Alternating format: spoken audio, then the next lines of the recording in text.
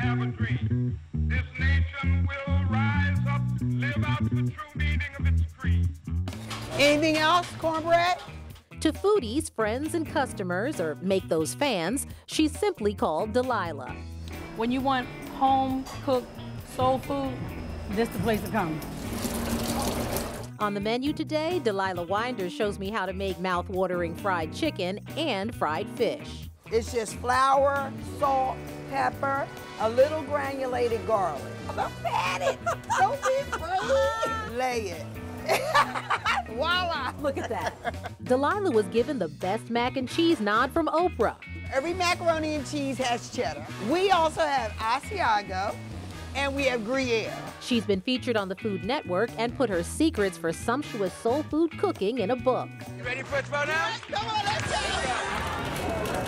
A favorite recipe is from Delilah's grandmother, who taught her how to make biscuits and this cornbread. The key, a light flour. And the rest, as they say, is herstory. Delilah, not only do you love your customers, but there are also so many famous people you have cooked for. It's a laundry list.